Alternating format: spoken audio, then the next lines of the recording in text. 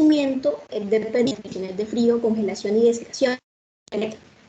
Los inmóviles no son formadores de cápsula ni de esporas y cuentan con un crecimiento lento, una característica que es muy distintiva de ellas. De hecho, su crecimiento lo logran realizar cada 16 a 20 horas. E incluso ellas tienen la capacidad de poder retrasar un poco todo este proceso de multiplicación.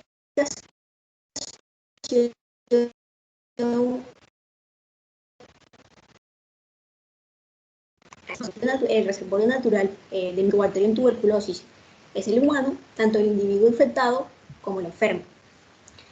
Por otra parte, este bacilo también ha sido denominado como bacilo de Koch, ya que se localiza generalmente en el pulmón a nivel de los macrófagos alveolares y es aquí donde va a llevar a cabo todo su proceso de multiplicación, aunque también puede llevar a cabo la afectación de otros órganos. En cuanto al concepto, pues como ya le había explicado previamente,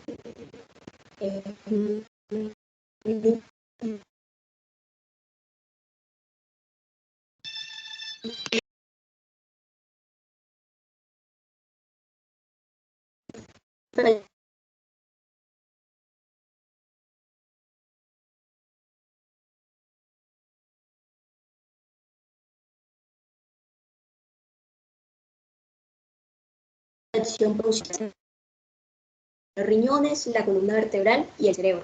Pues no todas las personas infectadas por las bacterias de tuberculosis van a enfermarse. Por lo tanto, se han descrito dos afecciones. La primera de ellas corresponde a la tuberculosis latente. ¿Qué es lo que pasa aquí? Y ocurre en el 85 o un 90% de los casos. La bacteria va a estar presente en el cuerpo, pero ella no va a tener la capacidad de poder replicarse. De tal forma que las personas que van a estar infectadas con ellas no van a manifestar o no van a padecer de síntomas y tampoco van a ser contagiosas. Por otra parte, en el caso de la tuberculosis activa, ocurre en un 10 y un 15% de los casos y ocurre mucho más que todo en pacientes inmunodeprimidos. Lo que pasa es que la bacteria tiene la capacidad de poder replicarse, salir de esa etapa de latencia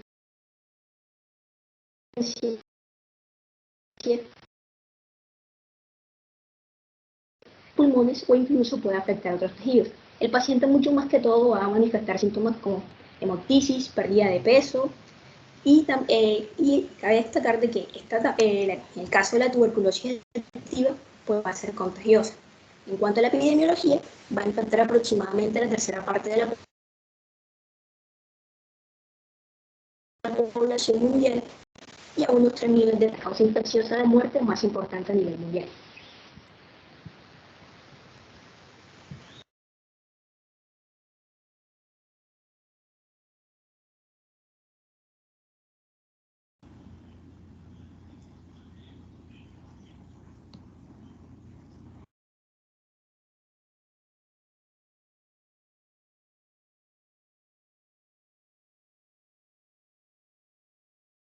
Benítez está silenciado.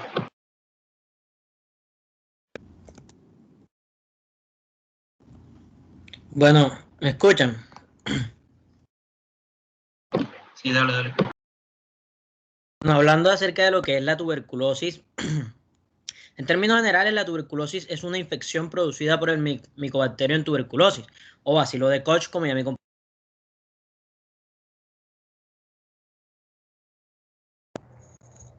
Benítez está silenciado.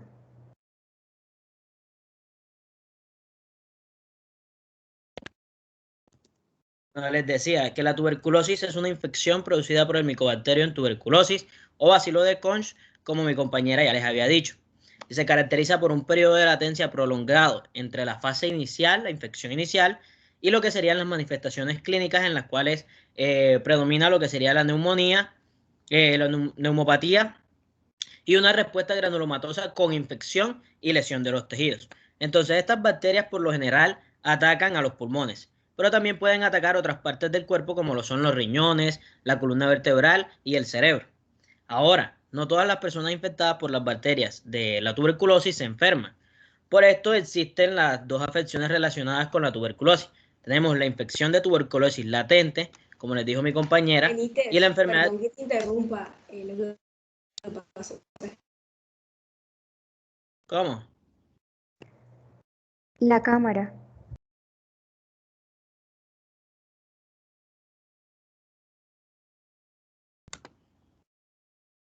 Ya se ve. Sí, ya te ves. Siga, por favor.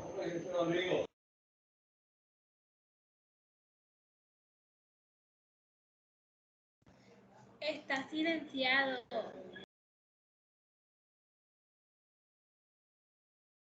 Yo activo el audio y me están silenciando. Ya me escuchan. Es que a veces que cuando prendes la cámara se desactiva. Sí, ya te escuchas. Bueno, entonces, hablando de tuberculosis latente en cuestiones de estadísticas, esta se da entre un 85 y un 90% de los casos y es más frecuente en los huéspedes que son inmunocompetentes, ya que, bueno, esta bacteria vive en el cuerpo pero no crece en él. Entonces, las personas infectadas no muestran síntomas, pero puede que no sean contagiosas e incluso pueden pasar hasta años hasta que la bacteria salga de ese estado latente y se reactive, causando así la enfermedad como tal.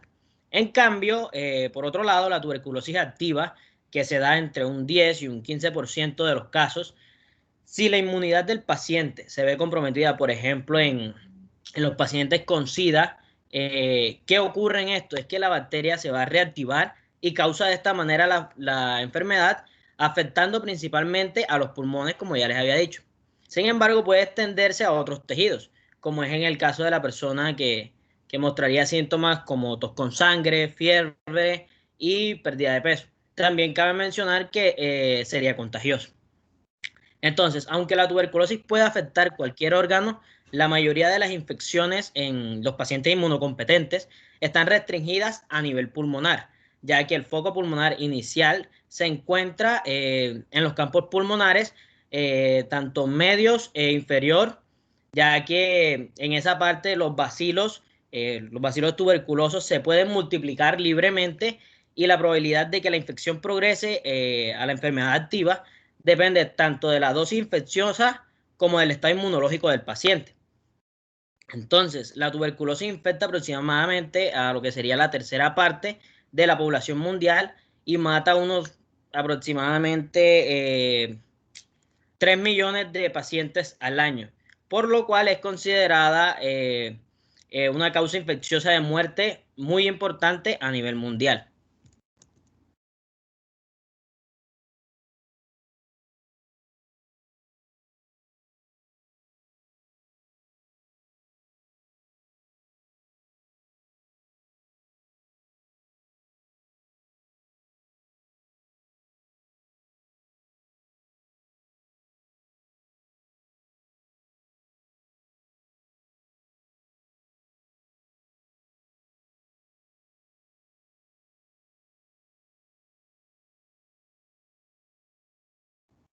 Siguiente.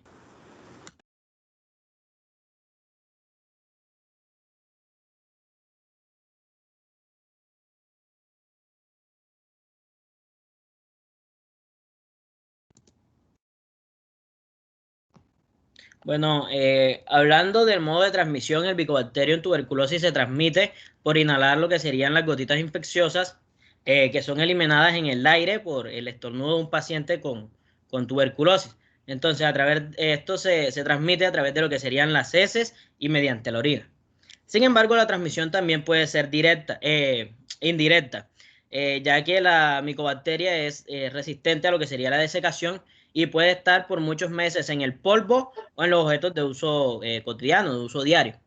Entonces, las principales puertas de entrada son por el sistema respiratorio, como les había mencionado, el tejido linfoide bucofaringio, el intestino y la piel.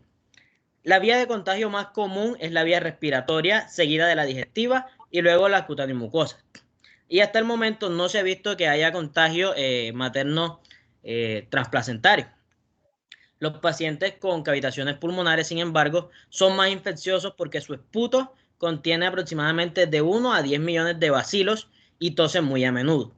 Ahora, existen mecanismos de transmisión como los aerosoles que son generados al cambiar las curas de lo que serían los abscesos cutáneos o los tejidos blandos que han sido infectados por Mycobacterium tuberculosis. Y estos son altamente infecciosos. Asimismo, encontramos a las maniobras inadecuadas en lo que sería la manipulación de tejidos durante necropsias y la inoculación directa en tejidos blandos a través de instrumentos contaminados o fragmentos óseos que también transmiten la enfermedad.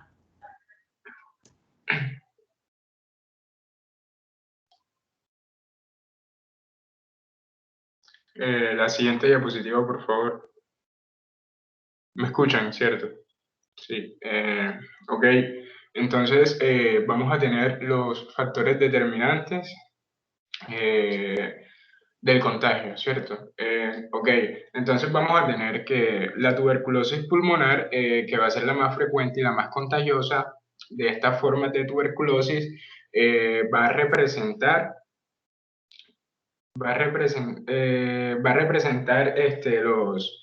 los factores determinantes del contagio. Ok, estos también nos van a indicar la localización de la tuberculosis, sea o no pulmonar.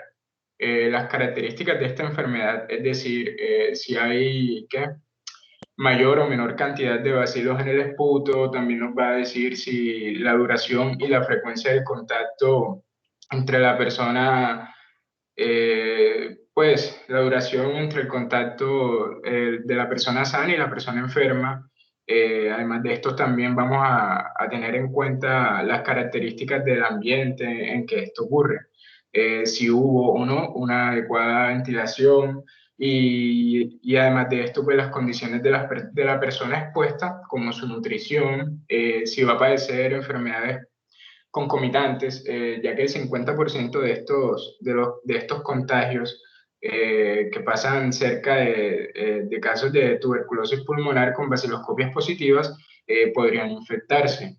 Mientras que solamente se va a infectar el 6% de las personas que tengan contacto cercano con enfermos que den baciloscopias negativas.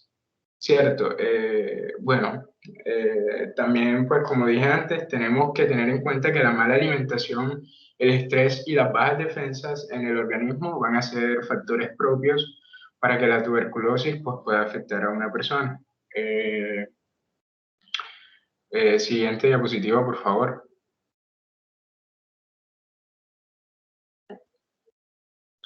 Ok, vamos a tener los síntomas respiratorios.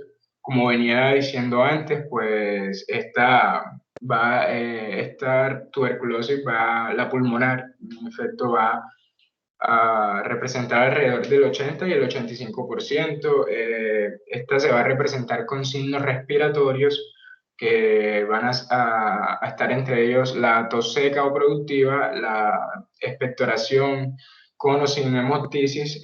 Vamos a tener un dolor torácico también y síntomas generales como la anorexia, la astenia, la dinamia, la sudoración nocturna y pues también se puede presentar pérdida de peso y a veces una fiebre prolongada, hablando pues, de días y eso.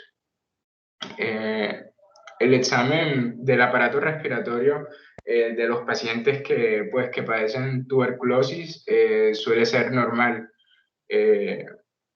a pesar de que esta afección pueda ser extensa a nivel radiológico. Sin embargo, puede salir y suele ser normal, como lo mencioné. Ok, vamos a tener que también se han descrito varias formas clínicas o de presentación de la tuberculosis, como la forma insidiosa, que esta va a estar caracterizada por pérdida de peso, astenia, anorexia, fatiga, etc. Vamos a tener la forma catarral también, que va a presentar, en esta se va a presentar tos, expectoración, resfriados a mucha repetición o pues que sean muy prolongados. Vamos a tener la forma aguda respiratoria, que también se va a presentar con un comienzo brusco, con fiebre, tos húmeda y malestar general que aparenta muchas veces una gripe o una neumonía también, ¿por qué no? Vamos a tener una forma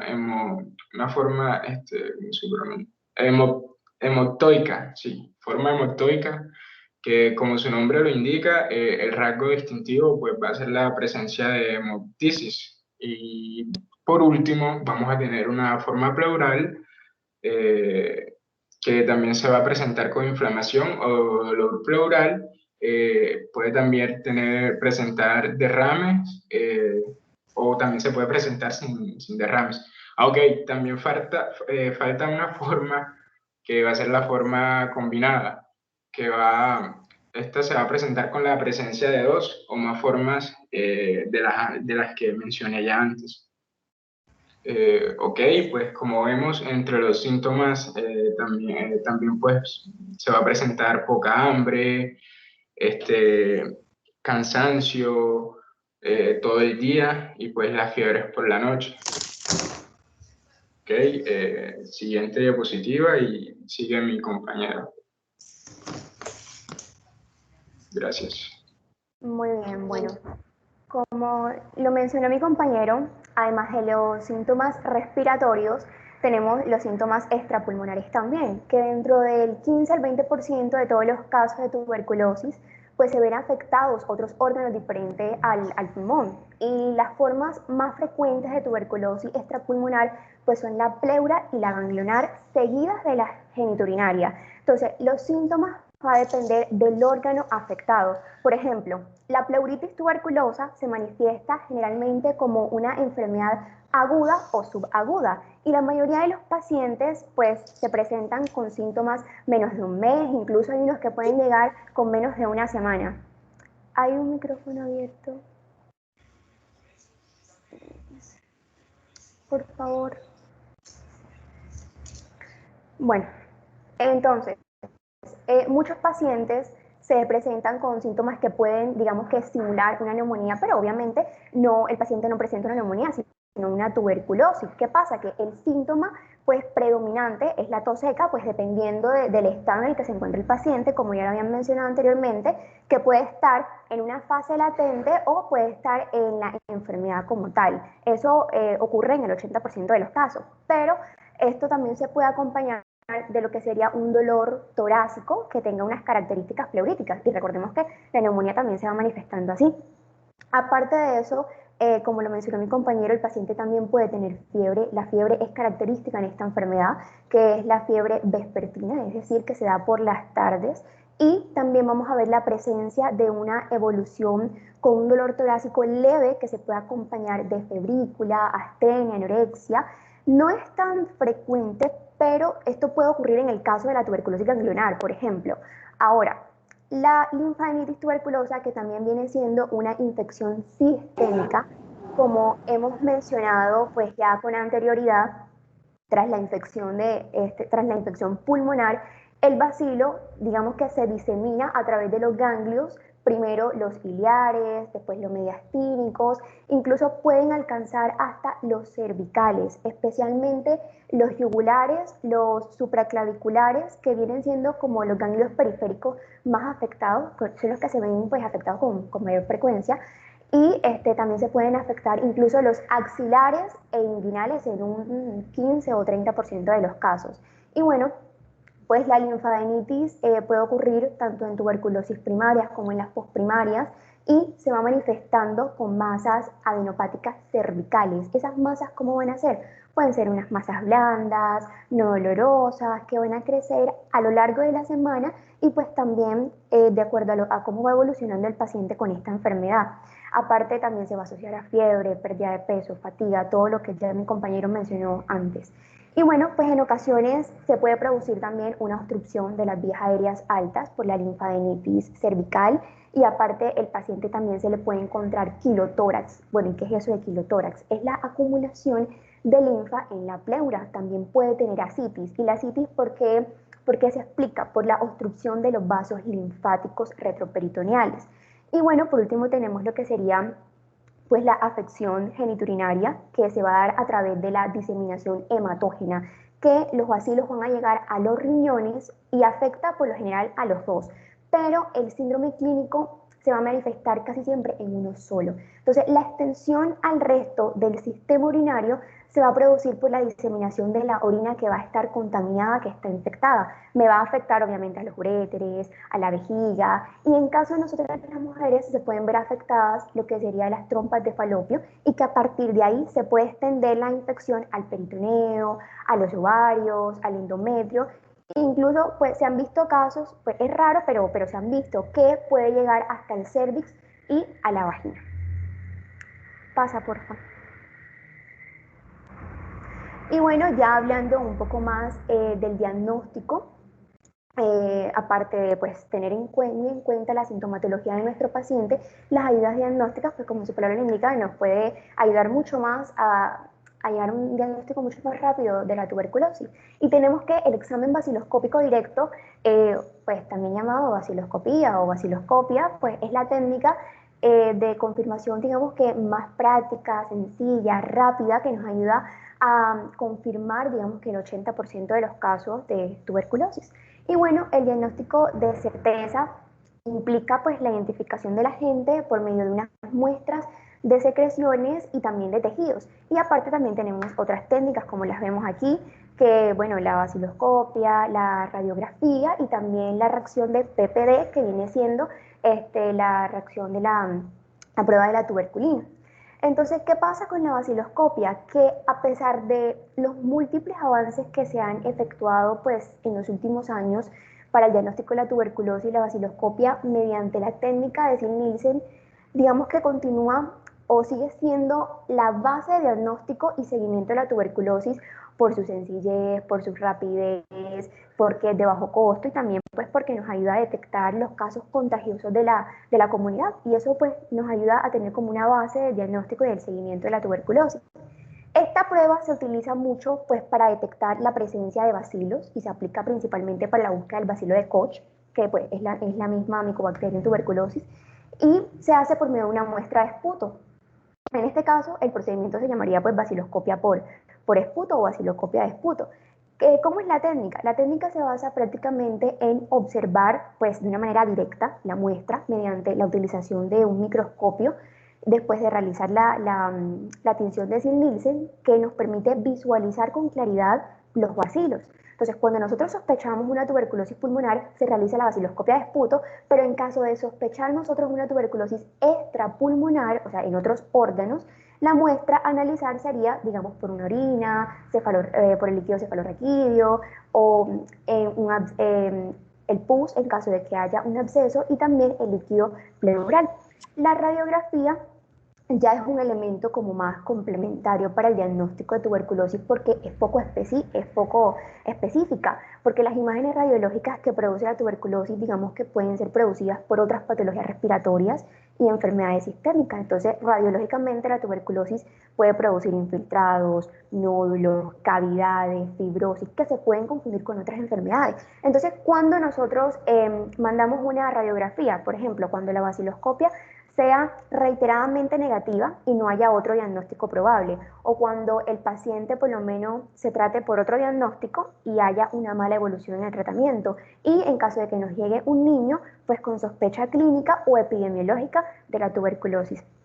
Y bueno, ya por último tenemos la prueba de la tuberculina, o la prueba de la PPD también llamada, que la reacción a la tuberculina, digamos que es de poca ayuda diagnóstica, porque nos ayuda prácticamente es a diagnosticar la infección, más no la enfermedad. Entonces, entre el 10 al 20% de las formas de tuberculosis pueden aparecer como anérgicas, o sea, no reactivas a la tuberculina, ya sea por mala técnica o por enfermedades que producen inmunosupresión, como el VIH, las inmunodeficiencias, la insuficiencia renal, la malnutrición, en fin. ¿Cómo se hace esta prueba? Pues el enfermero, el médico, la persona que está a cargo de hacerla, limpiará la zona, o sea, de la piel, la parte donde se va a inyectar y por lo general siempre se hace en la parte interna del antebrazo, como lo podemos observar, y le aplicará como una pequeña inyección que contiene pues la PPD, esa sustancia. La aguja se coloca suavemente debajo de la capa cutánea superior, como lo vemos, y eso va a provocar una formación como una protuberancia, como una roncha en la piel, y esto por lo regular desaparece unas horas después de que el material ya se haya absorbido y después de 2 a 3 días aproximadamente uno vuelve al lugar donde le hicieron la prueba y la persona que estuvo encargada de realizarle pues va a revisar la zona para ver si ha tenido una reacción diferente o una reacción muy fuerte a la prueba. Entonces, ¿cuándo la podemos considerar positiva? Cuando presente una inflamación que esté igual o mayor a 15 milímetros. Ahora, un resultado positivo significa que uno esté infectado, más no que esté enfermo del todo. Y es posible que necesite un tratamiento de una para poder reducir el riesgo de que la enfermedad avance o reaparezca. Entonces, por lo tanto, se deben hacer más exámenes para verificar si hay o no enfermedad y en caso de que haya, para ver si está activo. Los dejo con mi compañera que les va a hablar del tratamiento.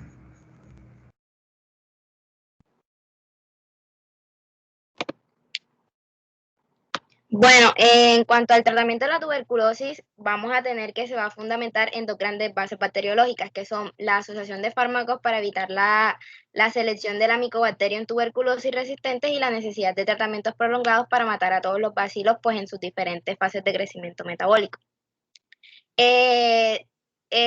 Debemos tener en cuenta diversos factores pues, para empezar este tratamiento, como lo son la alergia, la toxicidad de los fármacos, la hepatopatía, la insuficiencia renal, ya que estos factores pueden hacer un poco más complicado el tratamiento. Y también debemos tener en cuenta otras situaciones como lo son el embarazo, la coinfección por VIH, la adicción a las drogas, las extracciones intestinales y la gastrostomía. Siguiente diapositiva, por favor. Dentro de los medicamentos vamos a encontrar dos grupos, que son los fármacos de la primera elección y los fármacos de la segunda elección o segunda línea. Dentro de los fármacos de esta primera línea vamos a tener que son fármacos que tienen un grado mínimo de eficacia combinado pues con una toxicidad aceptable y con ello se puede tratar con éxito la gran mayoría de los pacientes con tuberculosis. Y estos son los seleccionados pues como de manera inicial para tratar esta enfermedad. Dentro de estos vamos a tener la rifampicina, la piramicina, la isoniazida, el etambutol y la estreptomicina. Dentro de los fármacos de la segunda línea vamos a tener que estos son fármacos que tienen una eficacia más limitada y su balance beneficio-riesgo es menos satisfactorio que después los de la primera línea. En estos vamos a encontrar la etionamida, el ácido paramisosalicílico, la cicloserina, la amicacina, la capromicina y la rifamutina. Siguiente diapositiva, por favor. Bueno, hablando de la isoniazida, tenemos que la isoniazida se va a utilizar en el tratamiento de la tuberculosis, pues por su eficacia y su bajo costo. Y se considera como fármaco de la primera elección. La isoniazida es más eficaz y se considera menos tóxica en cuanto a, si lo comparamos pues con otros medicamentos antituberculosos. Y esta puede ser bacteriostática si los bacilos están en etapa de reposo y puede ser bactericida si estos están en fase de división rápida. Bueno, en cuanto al mecanismo de acción de este medicamento, tenemos que es un antituberculoso bactericida que solamente es activo contra micobacterias, principalmente aquellas que se dividen activamente. Como tal, se desconoce un mecanismo de acción exacto de este medicamento, pero este puede actuar por inhibición de la síntesis del ácido micólico y va a tener también acción sobre la ruptura de la pared celular en organismos sensibles al inhibir, ya que este va a inhibir una serie de enzimas implicadas en la síntesis del ácido micólico. La isoniazida también va a inhibir la peroxidasa micobacteriana. Esta peroxidasa micobacteriana es una enzima que va a actuar sobre la isoniazida. Nos va a tener como resultado que va pues, a aumentar la probabilidad de dañar las micobacterias con un oxígeno reactivo. Como ya lo dije, la isoniazida es el fármaco pues, de elección más utilizado para el tratamiento de todas las formas de tuberculosis y también es utilizado como profilaxis para esta misma enfermedad. Siguiente, por favor. Bueno, dentro de la farmacocinética de la isoniazida encontramos que esta se va a administrar más que todo por vía oral, pero también se puede administrar pues, por vía intramuscular. Después de la administración oral de este medicamento, esta se va a absorber rápidamente y alcanza sus niveles séricos, los va a alcanzar de 1 a 2 horas después de la administración de este. La isoniazida se va a distribuir muy bien en todos los organismos y tejidos y va a penetrar, sí, su penetración es a través de las meninges inflamadas, alcanzando los niveles terapéuticos pues en el líquido cefalorraquídeo. También va a cruzar la placenta y pues se va a distribuir por la leche materna. En cuanto al hígado, esta es metabolizada por acetilación, lo cual va a ocasionar metabolitos inactivos y la semivida va a tener una semivida de 1 a 4 horas y tenemos que aproximadamente el 75% del fármaco pues se va a excretar en orina, mientras que el resto lo vamos a eliminar a través de las heces, la saliva y el esputo. En cuanto a las indicaciones de esta, tenemos que esta es el fármaco más importante para tratar todos los tipos de tuberculosis y sus efectos tóxicos pueden llevarse al mínimo, sí pueden ser mínimos con la administración profiláctica de piridoxina y con la vigilancia cuidadosa de este paciente.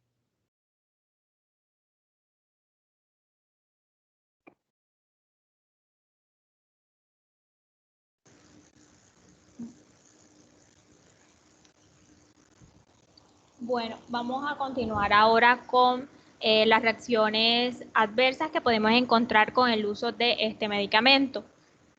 Entonces tenemos que al usar este medicamento, si hay una hipersensibilidad, podemos decir que encontramos, puede presentar el paciente fiebre, le puede ocasionar al paciente fiebre, también diversas erupciones cutáneas, hepatitis e ictericia y erupciones maculopapular, purpúrica y urticariana.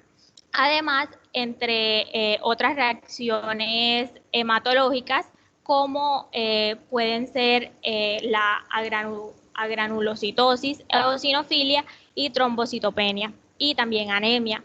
También se dice que durante el tratamiento a veces se observa vasculitis por anticuerpos antinucleares, pero que desaparece cuando se interrumpe el uso del medicamento. Y bueno, también se le han atribuido a la isoniazida síntomas artríticos como lo pueden ser la dorsalgia o afecciones de articulaciones interfalángicas proximales en ambos lados, también astralgia en rodillas, codos y muñecas y el síndrome de hombro-mano. Entre las contraindicaciones que podemos encontrar sería no administrar a pacientes con daño hepático severo o también trastornos neuromusculares y tampoco a pacientes con antecedentes de hipersensibilidad a la isoniazida. Y en cuanto al daño, se han observado aumentos transitorios de las transaminasas durante el tratamiento y en raras ocasiones se han comunicado casos de hiperbilirrubinuria, ictericia y hepatitis. Y pues debe ser usada con precaución en los pacientes con insuficiencia renal, dado que pues la eliminación del fármaco puede prolongarse, aumentando pues la posibilidad de reacciones adversas.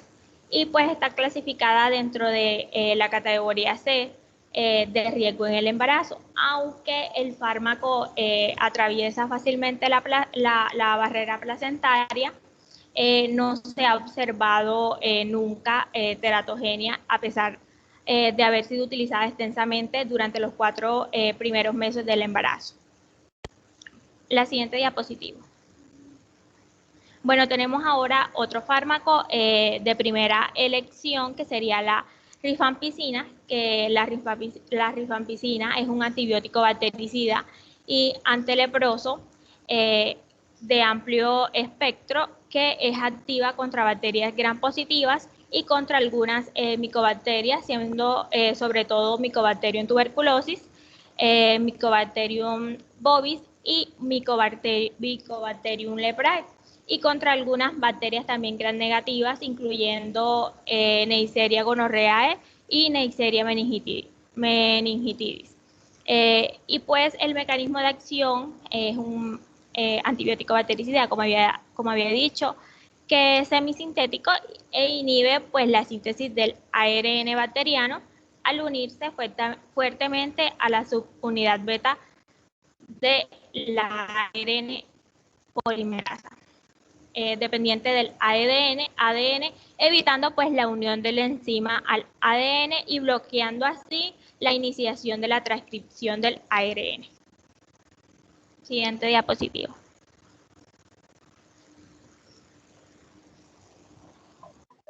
Bueno, en cuanto a la farmacocinética, este fármaco nosotros primero debemos de saber que pues, se administra pues, por vía oral e intravenosa y que después de la administración de una dosis oral, pues este fármaco, por así decirlo, se absorbe rápidamente alcanzando pues, los máximos niveles en sangre de 2 a 4 horas. También vamos a tener que este fármaco, pues que los alimentos afectan tanto la rapidez como la extensión de la absorción. También vamos a tener que este fármaco pues se distribuye, por así decirlo, de una manera muy bien en los órganos, en los tejidos, incluyendo pues los pulmones, el hígado, los huesos, la saliva, los fluidos tanto peritoneal como pleural. También vamos a tener que este fármaco atraviesa las meninges inflamadas, alcanzando pues unos niveles en el líquido cefalorraquídeo que van pues del 10 al 20% de los presentes en el plasma, y también pues este fármaco atraviesa la barrera placentaria y se excreta en la leche materna. Debemos de saber que pues el metabolismo es hepático. En cuanto a la excreción, el 60% es en heces, el 30% es en orina, y también cuenta pues con una excreción biliar. En cuanto a las indicaciones, vamos a tener que pues las indicaciones pues la tuberculosis en toda su forma. También vamos a tener que en cuanto a las indicaciones pues erradicación de los meningococos en no portadores asintomáticos no enfermos. También indicaciones en alérgicos o con contraindicaciones a otros antibióticos. También vamos a tener que hay indicaciones en infecciones causadas por estafilococos y por estreptococos. Siguiente diapo. Bueno, en cuanto a las contraindicaciones, vamos a tener que la primera es cuando hay personas pues, que tienen hipersensibilidad a este fármaco. También está contraindicado en cuanto a la insuficiencia hepática o renal, también en el alcoholismo, también durante el embarazo, y pues obviamente durante la lactancia. También debemos de saber que este fármaco pues disminuye la eficacia de los anticonceptivos orales. Y también tenemos algo muy importante, y es que este fármaco puede interferir con procesos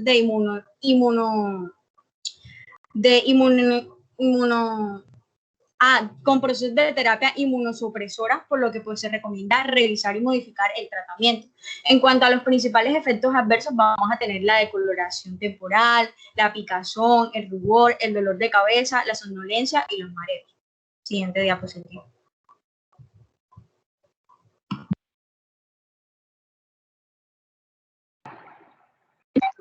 Bueno, me toca a mí. Un momento. ¿Se me escucha bien? Vale. Sí se escucha. La piracinamida es un antibiótico usado para el tratamiento de la tuberculosis y pues es fundamental por su efecto bacteriostático, aunque también puede actuar como bactericida. Se usa en combinación con otros medicamentos. Normalmente para estas infecciones nosotros utilizamos una monoterapia y se puede utilizar con la isoniazida, la rifampicina, el embutamol y otros. Su actividad bactericida in vitro solo se observa en el medio levemente ácido, ya que la actividad con un pH ácido para ser ideal.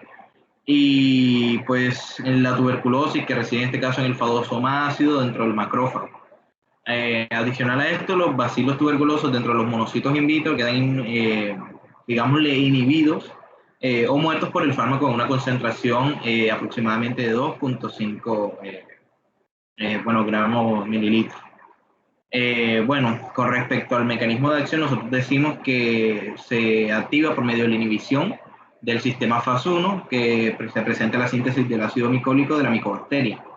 En este caso, la piracinamida se activa en este medio ácido, y pues anteriormente, en un principio, que se creía que el medio ácido era el que actuaba y el que se encontraba muy interior de los fagosomas de los macrófagos.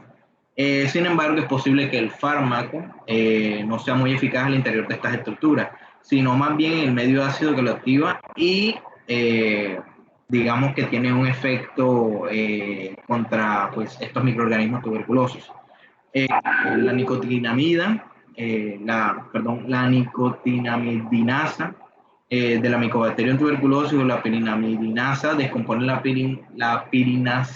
pirizanidamina para formar un ácido piracinoico, que es asimismo transportado al medio extracelular por una bomba de expulsión.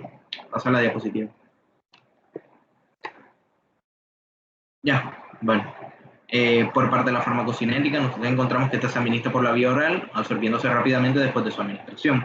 Las concentraciones plasmáticas máximas se alcanzan en las 2 primeras horas y las concentraciones máximas para su metabolismo principal alcanzan entre las 4 y 8 horas aproximadamente. Este fármaco también se distribuye ampliamente por todo el organismo y es capaz de atravesar las meninges inflamadas, así que hay que tener cuidado con eso. No se sabe con completa certeza si la piracinamida es capaz de atravesar la barrera placentaria, pero se ha documentado que su excreción ha sido posible en la lactancia materna. Además de que la salinidad plasmática de la piracinamida es de 9 a 10 horas aproximadamente. Ahora, por la parte de las indicaciones, este es un medicamento que se ha vuelto un componente muy importante para la terapia antifímica en la base de varios fármacos y por lazos breves de aproximadamente 6 meses. El producto se presenta en comprimidos orales y la dosis diaria en adultos de 15 a 20 miligramos por kilogramo en la vía oral. Pasa. Ya pasó. Listo. Bueno, como reacciones adversas, tenemos que el efecto más frecuente y grave sería el daño hepático, después de ingerir diariamente una dosis de 40 a 50 miligramos por kilogramo. Y cerca del 15% de los pacientes, más o menos, les surgen signos y síntomas de las hepatopatías, con ictericia de 2 a 3% de ellos, y muertes por necrosis hepática en casos muy poco frecuentes. Ahora, en caso de las contraindicaciones, para no alargarnos, diré que pues, ha sido asociada, ya saben, con ictericia, la hepatitis, la hepatomegalia y esplenomegalia, obviamente. En algunas raras ocasiones se ha comunicado atrofia hepática, muerte, y pues hay que tener cuidado con lo que sería el embarazo. Paso. Bueno, con respecto a la estreptomicina, tenemos que es un antibiótico que pertenece al grupo de los aminoglucósidos. Es muy bien usado en el tratamiento de la tuberculosis en combinación con otros medicamentos. Bueno, tenemos también que la estreptomicina además, bueno, su mecanismo de acción es que los aminoglucósidos son transportados de forma activa a través de la membrana bacteriana. Ahí se unen casi que irreversiblemente a una o más proteínas receptoras específicas de la subunidad 30S ribosomal y interfieren con el complejo de iniciación entre el ARN mensajero y la subunidad 30S. Es un medicamento de elección en tuberculosis meningia. Pasa, por favor. Bueno, en cuanto a la farmacocinética, tenemos que la estreptomicina es de escasa absorción gastrointestinal, tiene buena absorción a nivel de la vía intramuscular e intravenosa. Las concentraciones en secreciones y tejidos son pequeñas en lo que es la corteza renal y bueno, la absorción en líquido cefalorraquídeo es del 20%. En cuanto a las indicaciones, tenemos que está indicada en infecciones por microorganismos sensibles, tuberculosis, brucelosis, pestes,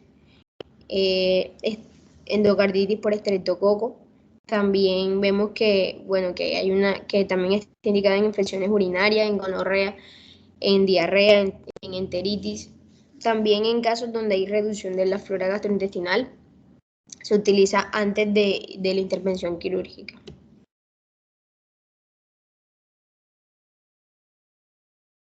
En cuanto a las reacciones adversas, tenemos que puede presentarse hipersensibilidad, citopenias, bloqueo neuromuscular, incluso toxicidad auditiva, vestibular y renal. Y en cuanto a las contraindicaciones, bueno, no se debe usar estreptomicina en mujeres embarazadas, tampoco en pacientes con hipersensibilidad a los aminoglucósidos.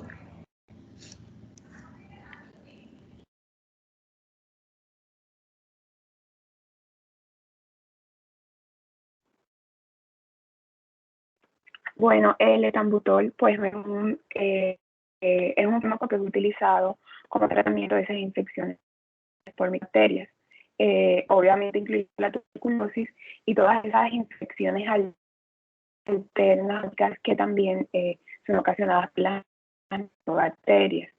Es considerado un agente antituberculoso de primera línea y en muchos casos se utiliza no solamente ese fármaco, sino este conjugado o combinado con otro tipo de medicamentos para poder obtener un mayor efecto terapéutico. En sí, pues no se sabe cuál es el mecanismo exacto de los efectos bactericidas que este tiene, pero lo que sí se sabe y se tiene claro es que el etambutol es encargado de frenar el metabolismo y esa multiplicación celular. Y también se sabe que actúa inhibiendo pues las de RNA y al realizar esta inhibición de la síntesis, entonces a su vez se va a impedir la multiplicación. Hasta ahora, pues en ningún estudio se ha observado que existe algún tipo de resistencia cruzada entre el etambutol y cuando son combinados con otros fármacos antituberculosos. Siguiente. Bueno, la farmacocinética. Este es un medicamento que se administra pues por vía oral, se va a distribuir homogéneamente por todo el cuerpo, pero va a tener unos puntos focales en los que se va a concentrar, que van a ser los riñones, los pulmones y la saliva.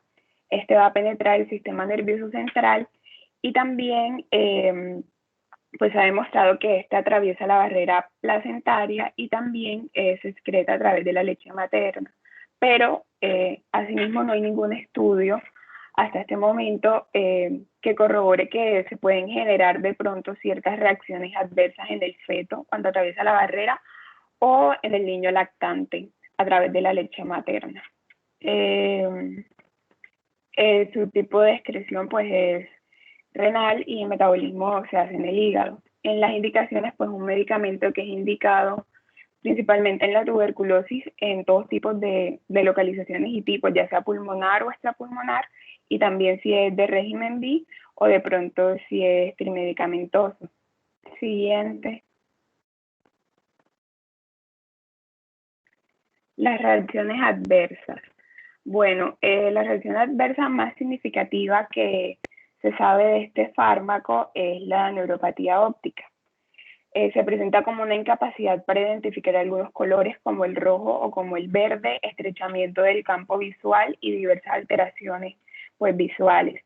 Esta reacción adversa en específico pues va a ser dependiendo la dosis, qué tan alta es, y se ha demostrado que una vez que se termina el tratamiento y se deja de consumir el fármaco, estas alteraciones y la neuropatía óptica desaparece y la visión del paciente vuelve a ser normal.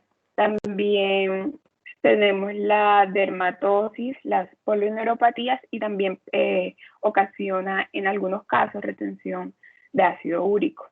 En las contradicciones pues tenemos la hipersensibilidad, la retinopatía diabética, la neuritis óptica intensa, que era lo que les estaba hablando ahorita, que dependiendo de la dosificación que se tenga, pues si es más alta, va a ser más intensa o más crónica. Y también el excretado en leche materna, que fue lo que les dije, que hasta el momento pues no se ha demostrado que tenga algún efecto adverso en el lactante.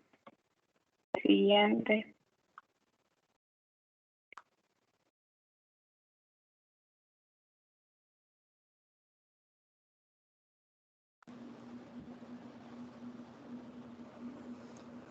Bueno, en este caso yo les voy a hablar sobre las quinolonas. 10 minutos al grupo, ¿vieron?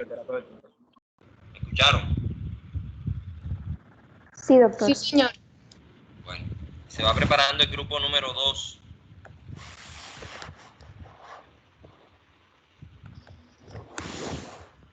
Bueno, sigue de la siguiente. Bueno, en este caso yo les voy a hablar sobre las quinolonas. En este caso, las quinolonas, o se puede llamar fluorquinolonas, porque tienen un átomo de flúor en su estructura química. En este caso, ellos van a actuar sobre la síntesis del ADN bacteriano. En este caso, existen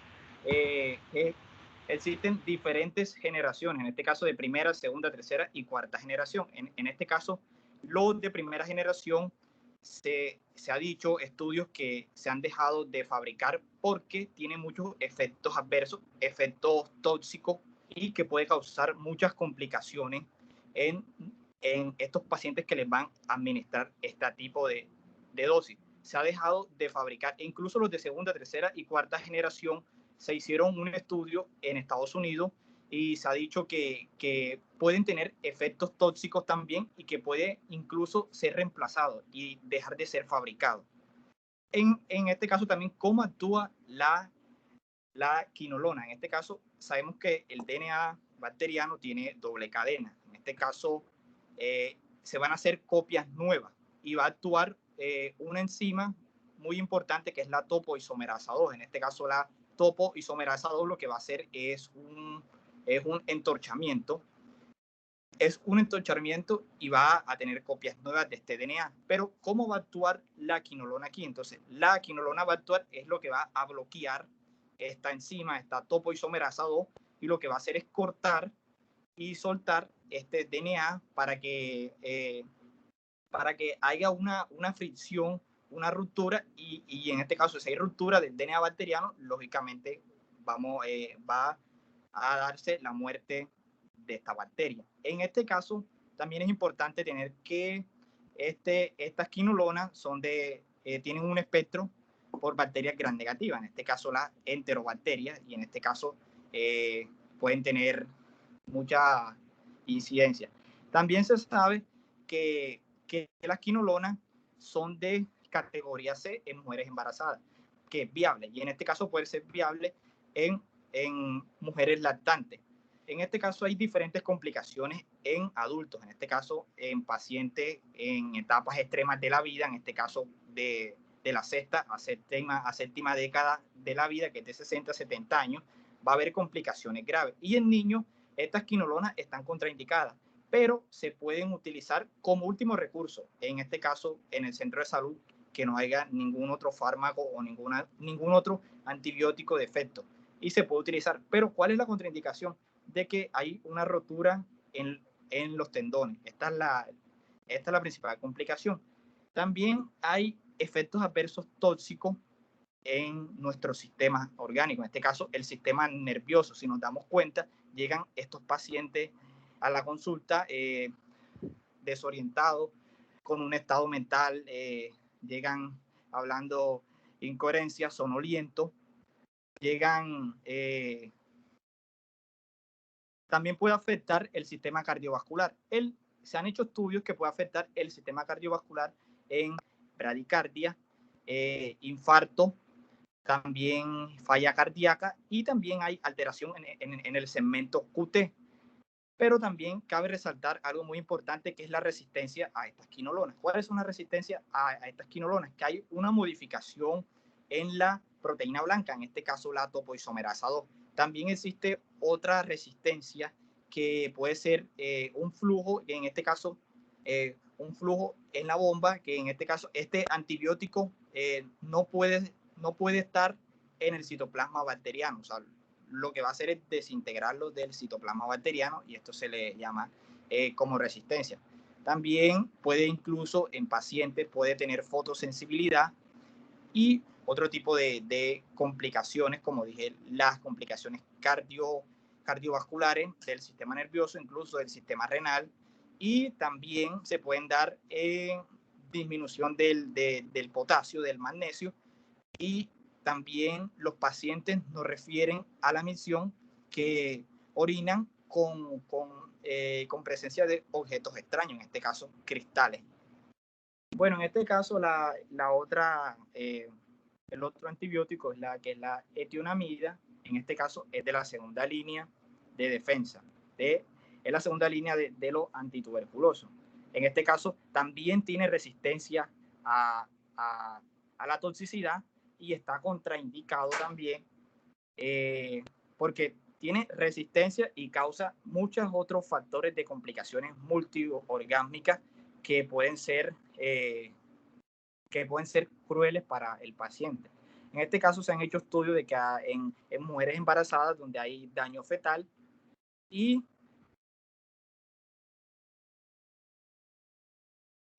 Bueno, continuando con la exposición siguiente, porfa, vamos a tener dos medicamentos que van a ser parte de la segunda línea. Tenemos la cicloserina, que tiene pues la actividad contra Mycobacterium tuberculosis y tiene la capacidad de que se absorbe bien por la vía oral. También tenemos la capromicina, que su uso está descontinuado porque solo está reservado para las cepas resistentes y no se debe administrar con streptomicina o biomicina porque puede presentar efectos adversos. Siguiente. Ahora, respecto al ácido paramisalídico, vamos a tener que va a retrasar la aparición de resistencia, sin embargo, tiene muy escasa utilidad, entonces, si bien es mejor combinarlo con isoniazida, su uso también está reservado. Y respecto a los aminoglucósidos, tenemos que la amicacina es el aminoglucósido más activo contra la tuberculosis, pero por parte de la canamicina es menos activa, pero es la más barata, sobre todo en casos de recaídas. Siguiente. Respecto a las pautas de quimioterapia antituberculosa, tenemos que comprender que para tratar la tuberculosis es una enfermedad de alta prevalencia, entonces tenemos que ser muy específicos en cuanto al tratamiento. Tenemos la fase inicial, que es donde vamos a empezar toda nuestra fase de administración de los medicamentos, pero si esta fase no se detiene aquí y tiene una continuación, tenemos que tratar las recaídas. Las recaídas se van a usar con antibióticos que ya no que hagan parte de la segunda línea, o en su defecto antibióticos que sean nuevos. ¿Esto para qué? Para evitar que este microorganismo tome resistencia contra medicamentos que ya se usaron. En cuanto a la terapia preventiva, que ya sería el último paso que nosotros deberíamos de tomar, tenemos dos: la prevención de la infección y la prevención de un individuo ya infectado. En cuanto a la prevención de la infección, es cortar los nexos epidemiológicos que puedan haber existido con este paciente que pudo haber iniciado toda esta línea de contagio. Y respecto a la prevención de un individuo que ya fue infectado, es tratar de que este individuo no tenga y no desarrolle una resistencia contra los nuevos medicamentos, pues esto, que las líneas que se tienen para su tratamiento farmacológico ya son bastante limitadas. Entonces, eso es lo que tenemos que tener en cuenta al momento de nosotros tratar y elegir las líneas adecuadas para el tratamiento de la tuberculosis. Gracias.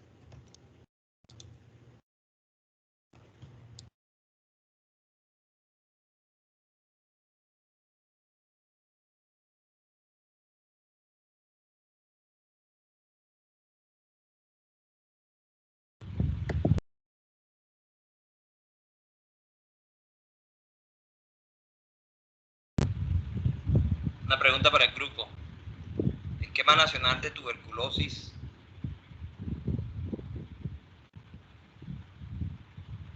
¿Cuál es el esquema de una persona, por ejemplo, una mujer embarazada? ¿Cuál es el esquema de tratamiento de tuberculosis en Colombia para esa mujer?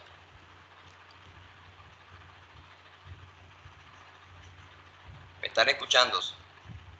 Sí, doctor. Respecto al tratamiento como tal, o sea, perdón, a la vacunación, ¿verdad? Hablando de tratamiento de tuberculosis, tratamiento. Ah, ok.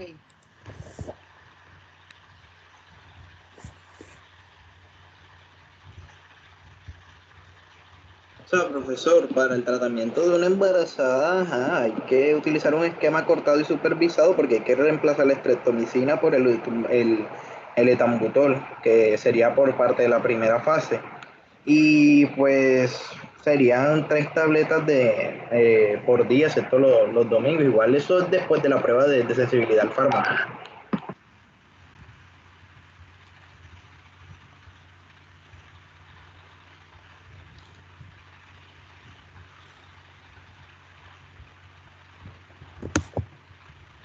¿Me escuchó, profesor? Bueno, listo. Vamos con malaria.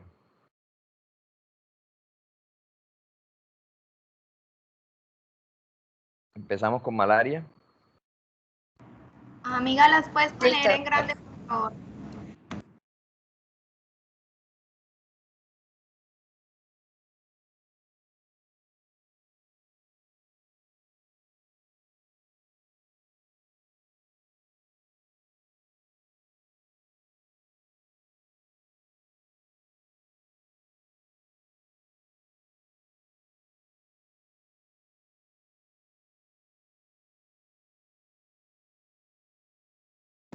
Doctor, ya un momentito, ya vamos a empezar. ¿Me escuchan? Sí, sí se escucha. Bueno, nosotros somos el grupo 2 y hoy le vamos a hablar sobre la malaria y los...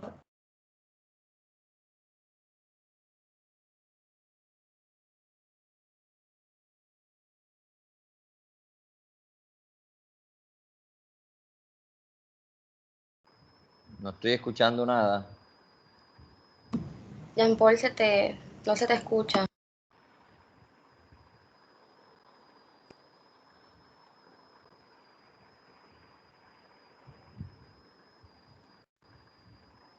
Que siga otro entonces, por favor. Quedó congelada la imagen y...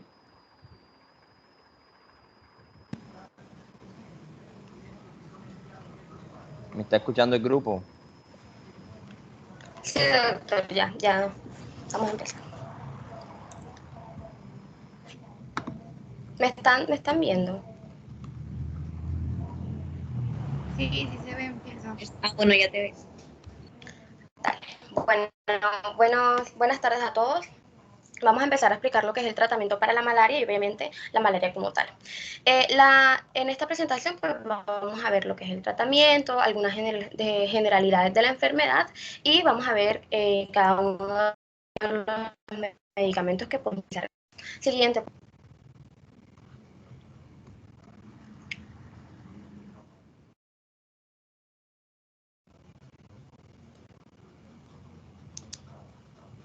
Bueno, mientras pasan las diapositivas. La malaria también la podemos llamar paludismo y está causado por protozarios del género Plasmodium. Tenemos el Falciparum, tenemos el Vivax, el Malariae, el Oval y el Knowlesi, que es de más, digamos, es más endémico en Asia.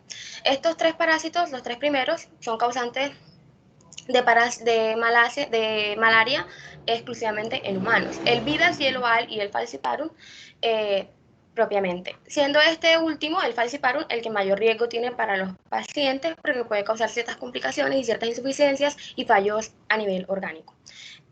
Siguiente, por favor.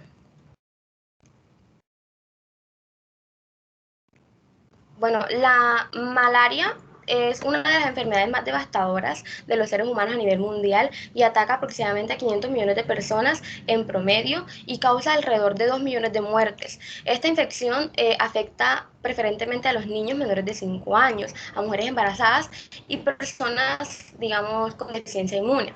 Aún continúa siendo una de las enfermedades que tiene más morbilidad y mortalidad. Particularmente en las regiones tropicales en donde son endémicos, más que nada en países en desarrollo, como lo es Colombia, por ejemplo.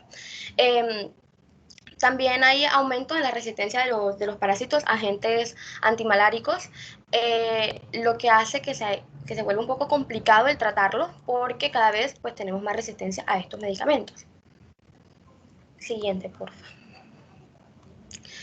En cuanto a las características biológicas de la malaria, es transmitida principalmente al humano por una picadura del mosquito hembra del género Anopheles. Esto se introduce en la forma infectante del parásito al torrente sanguíneo. Entonces, el ciclo de vida del parásito está representado en la imagen que vemos aquí a mano derecha. E inicia con el ingreso de los esperozoitos a la circulación, luego de la picadura del mosquito. Los esperozoitos en las glándulas salivares penetran en la circulación después de la picadura y se van a localizar y transformar en esquizontes tisulares. Hay una etapa primaria que es, digamos, asintomática, que se da en los tejidos de la infección o que va a durar entre 5 y 15 días, según la especie de Plasmodium pues de la que estemos tratando, eso lo vamos a explicar más adelante. Después de este lapso de tiempo, los esquizontes tisulares se rompen y van a liberar cada uno miles de merozoitos que se van a incorporar a la circulación y van a invadir los eritrocitos. Los eritrocitos pasan por una fase de desarrollo sexual y evolucionan a trofozoitos. Y por último, a esquizontes maduros. En el momento en que el eritrocito contiene el esquizonte maduro, se va a romper y cada uno va a liberar de 6 a 32 merozoitos que van a invadir a nuevos merozoitos. Entonces, digamos que empezamos a repetir el mismo ciclo. Algunos parásitos en la fase eritrocítica se diferencian en formas sexuales, es decir, hembra y macho, por decirlo así, que son los gametocitos. Y entonces, una vez la hembra del mosquito ingiere la sangre que está infectada por estos gametocitos, digamos, la fecundación y en el intestino del insecto y demás, el insecto, digamos, ya está infectado y puede ir a picar a otra persona, contagiarlo o transmitirle la enfermedad y volvemos con el mismo ciclo. Digamos, esto es como un resumen del ciclo para no extendernos tanto. En cuanto a la epidemiología, aquí en Colombia las zonas de malaria, digamos, están las zonas maláricas son varias y principalmente está la costa pacífica, los valles del río Cauca, el río Sinú, por ejemplo, Córdoba es una zona endémica para la malaria, la Amazonía, la Orinoquía también pueden presentar casos de malaria y son endémicos para la malaria. Aquí, sobre todo, el falciparum y el vivax. En cuanto a la transmisión, pues tenemos 3, digamos. Normalmente, o digamos, mayormente, los casos se dan de manera vectorial, es decir, hay una picadura de mosquito y por esto se contagia a la persona. Pero también puede ser por inoculación, es decir, por una transfusión de sangre que está infectada, inocula directamente los glóbulos rojos y pues se infecta a la persona. También puede ser por compartir, digamos, agujas de una persona que ya esté contagiada. También está la transmisión congénita o vertical, que es que es cuando la madre infecta al feto. Pues la madre ya está infectada. Pero lo más común es por una picadura del mosquito, de la hembra infectada. Siguiente. Porfis.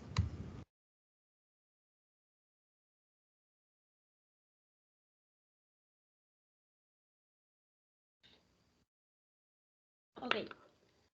Bueno, yo les voy a hablar acerca de las manifestaciones clínicas. Vamos a encontrar que las manifestaciones clínicas de la malaria van a depender de varios factores, como por ejemplo la especie de Plasmodium, el número de parásitos que estén presentes y el estado inmunológico del huésped, en este caso de un paciente, es decir, si está inmunodeprimido o está inmunocompetente. Vamos a encontrar que este periodo de incubación va a estar entre 7 y 14 días y que dependiendo de los factores que ya les mencioné, este puede acortarse o puede estar prolongado. Este periodo de incubación es aquel que, corresponde a aquel periodo que se da preeritrocítico y se desarrolla en el hígado. Se inicia con la picadura del mosquito y termina con la salida de los parásitos hacia la sangre. Entonces, la clasificación de las manifestaciones clínicas nos permite dividir estas manifestaciones en malaria no complicada y malaria complicada. Entonces, ese cuadro clínico que corresponde y que es característico de la malaria no complicada básicamente está conformado por escalofríos, fiebre, sudoración, anemia, leucopenia o incluso se puede presentar esplenomegalia. Esta enfermedad tiende a la cronicidad, es decir, va a haber la presencia de periodos de latencia donde van a haber recaídas o también puede haber recrudescencia. Y esta recaída tiende a se trata de esos síntomas que reaparecen por la presencia de que aumenten la cantidad de merostocitos que proceden de los inozoitos hepáticos. Y estos principalmente se dan por la especie de Plasmodium vivax y puede estar desencadenada por traumas, inmunosupresión o también se puede dar de manera espontánea. Y la recrudescencia consiste en esa presencia de síntomas, pero que se da por un aumento de la parasitemia circulante y esto se da después de un periodo de 2 a 3 semanas. Y esta es más común en Plasmodium falciparum y puede darse principalmente se da por tratamientos incompletos o por alguna resistencia a los antimaláricos. Entonces, abarcando pues las manifestaciones clínicas de la malaria complicada, vamos a encontrar que esto, como su nombre lo dice, es aquellas complicaciones que pueden llegar a presentar los pacientes que son pues potencialmente fatales y nos pueden llevar a la muerte de los pacientes. Y esto pues está muy relacionado con la edad o con el estado inmunológico de los pacientes porque esto nos permite pronosticar o ver cómo puede ser la evolución de esta enfermedad. Entonces, puede estar la presencia de hiperparasitemia que pues está indicada por una concentración mayor a 50.000 parásitos por milímetro cúbico. también malaria cerebral, anemia, ictericia, un desequilibrio electrolítico, falla renal, hipertermia. También puede haber la presencia de alteraciones de la coagulación, sangrado, vómitos, edema pulmonar o hemoglobinuria. También podemos ver que esta enfermedad es más severa en los niños que en los adultos y puede llegar a ser fatal en un 80%. Es muy frecuente la presencia de anorexia, como también algunos cambios de comportamiento como irritabilidad o la presencia de un sueño irregular. También puede presentarse cefalea intensa y la ictericia es muy poco común en los niños. También se puede presentar fiebre, pero esta pues va a tener una duración entre 2 a 12 horas y puede estar precedida o no por escalofríos. Y ya.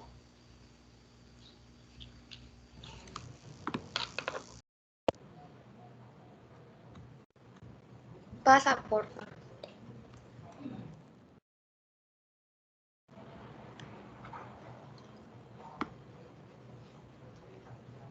Bueno, vamos a hacer manifestaciones, pero que esté afectando al paciente o por el cual se haya contagiado el paciente. En este caso va a depender mucho del momento en que la esquizogonia, genere los parásitos eritrocitarios.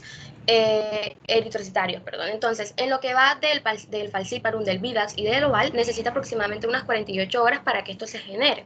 Y en el malariae son aproximadamente 72 horas. Van a estar acompañadas de escalofríos, de cefaleas, de mialgias, van a presentar malestar general, pueden presentar síntomas de vías gastrointestinales como el vómito, como las náuseas y aparte de esto, cada especie origina una enfermedad diferente o con manifestaciones clínicas diferentes. Entonces, por ejemplo, la enfermedad por falciparum es la más peligrosa, vimos que es la causante de la malaria complicada y esto sucede porque es que ellos invaden los eritrocitos y logran producir productos, valga la redundancia, que son similares a las endotoxinas. Entonces, esto causa una parasitemia mucho mayor, digamos, abrumadora y mucho más complicada. Nos puede causar hipoglicemia, choque, nos puede causar insuficiencia en múltiples órganos como renal o hepática. Y aparte de esto, es frecuente que cometamos errores en el momento del diagnóstico, diagnóstico clínico, porque son muy variadas las manifestaciones y complicaciones que puede presentar el paciente y se puede confundir con otras enfermedades. En este caso, el periodo de incubación es de 11 a 14 días y los síntomas, pre a estos pueden ser mucho más marcados que en cualquier otra especie. En el caso de la enfermedad por VIVAX, esta tiene un índice bastante bajo en comparación a los demás de mortalidad en adultos y se caracteriza por causar reactivación de las formas tisulares latentes, o sea, que estén dentro del organismo de la persona que haya sido infectada. El periodo de incubación varía entre 5 y 15 días más o menos y presenta los síntomas premonitorios que ya describimos, es decir, que describimos anteriormente, es decir, la fiebre, la cefalea, el malestar general, etc. Entonces, hay, digamos, también fiebre alta y su duración en estos pacientes y se repite cada 48 horas. Es frecuente encontrarnos, después de varios ataques agudos de esta enfermedad, encontrarnos esplenomegalia, por ejemplo. En algunas ocasiones, algunos pacientes pueden presentar incluso hasta 2 o más generaciones de parásitos y esto lo que va a causar es que los eritrocitos haya una ruptura mayor y liberen muchos más merozoitos. En el oval... Perdón, que no es la única que va a exponer y que a las 4 en punto terminamos. Sí, doctor.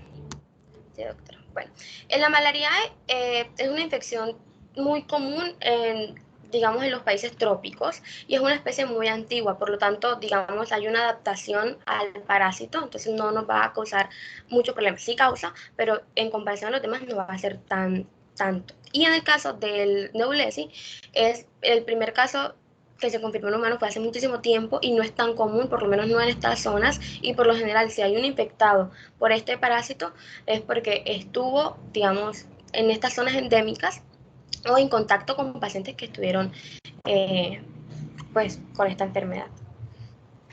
Siguiente.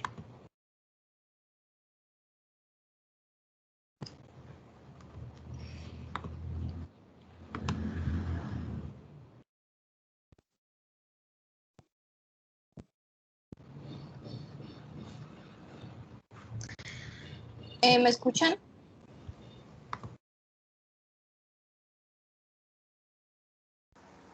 Sí, bueno. Sí, dale. Ok, bueno, entonces ahora vamos a hablar como tal, ahora sí, de lo que son los antimaláricos. Siguiente diapositiva.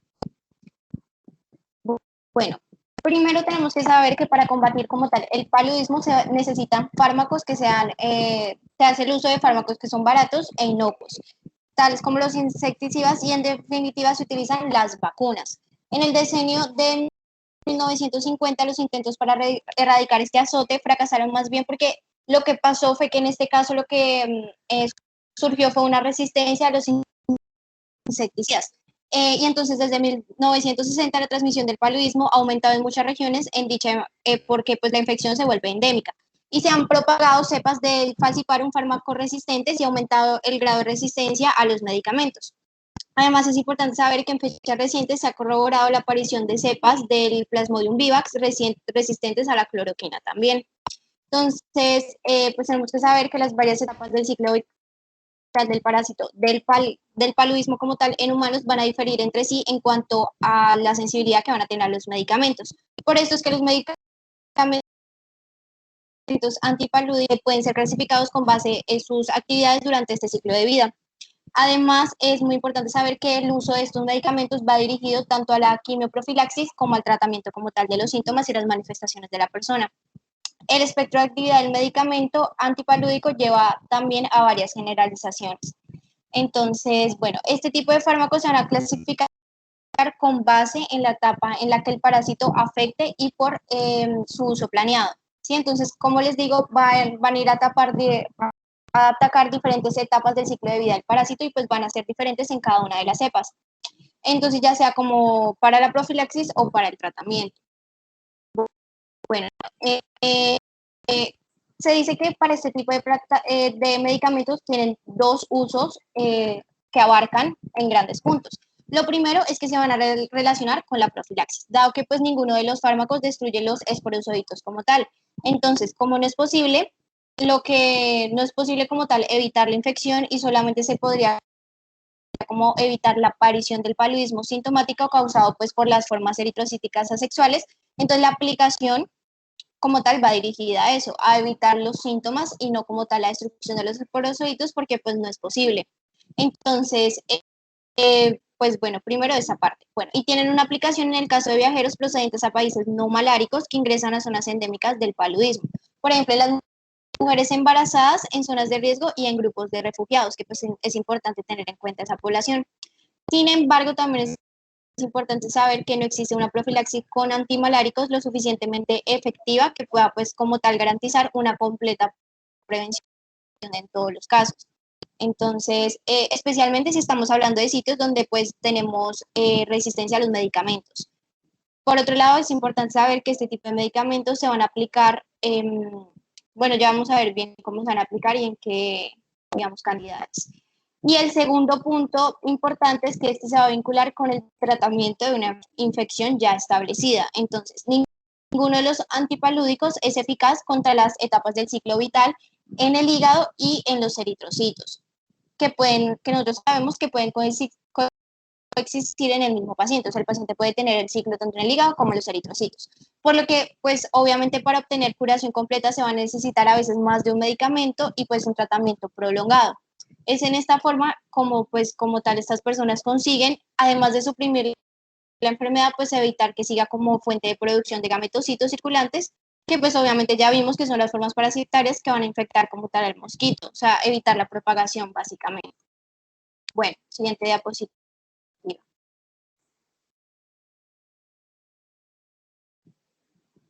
Con respecto a la clasificación, no pasa, ya. Con respecto a la clasificación, entonces decimos que podemos clasificar los antimaláricos en 3 clases o categorías. Los clase 1, los agentes de clase 1 que se dice que no son seguros contra las etapas primarias hepáticas latentes ni contra los gametocitos de Plasmodium falciparum. Sin embargo, entonces este tipo de fármacos van a dirigir su acción contra las formas eritrocíticas asexuales. Entonces, este tipo de fármacos van a tratar o van a evitar el paludismo sintomático de manera clínica. y se utilizan con el fin profiláctico este tipo de fármacos y deben ser administrados durante varias semanas después de la exposición hasta que los parásitos como tal terminen su fase hepática y se tornen susceptibles al tratamiento. Dentro de los medicamentos que tenemos en esta clase tenemos la cloroquina, la mefloquina, la quinina, la quinidina, la primetacitramina, la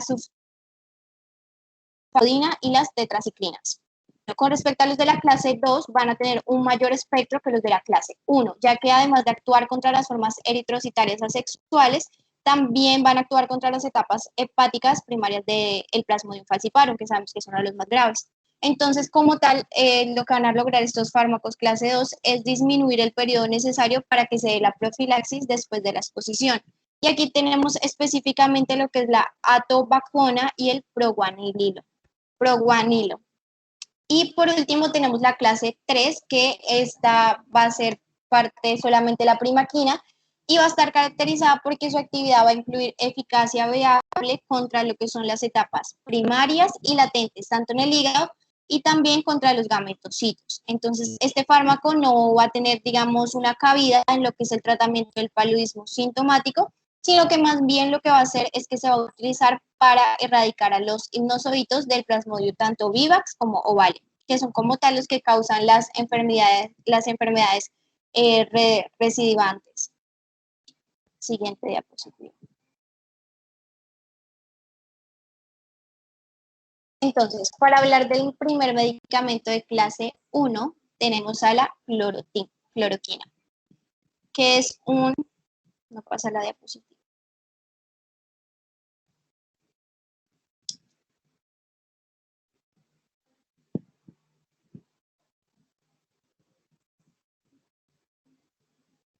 Ya, ahora sí. Bueno, entonces primero vamos a hablar de la cloroquina, que ya vemos que es un medicamento de clase 1. Es una 4-aminoquinolina con una poderosa acción antimalárica y cierta actividad antimebiácea.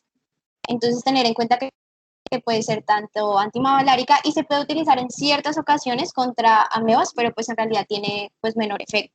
Y presenta también, además de esas dos particularidades, una actividad antiinflamatoria que se utiliza en los pacientes que tienen, por ejemplo, artritis reumatoide. Su acción básicamente se va a centrar sobre lo que son las formas eritrocíticas de todas las especies de los Plasmodium y pues por esta razón es que en principio es el prototipo de las esquizonticidas que se van a utilizar a nivel sanguíneo y que pues constituye básicamente el fármaco de elección en el tratamiento de un ataque clínico, pues porque básicamente lo que va a hacer es controlar con rapidez lo que es la sintomatología y también pues resulta ser gametocida del Plasmodium vivax.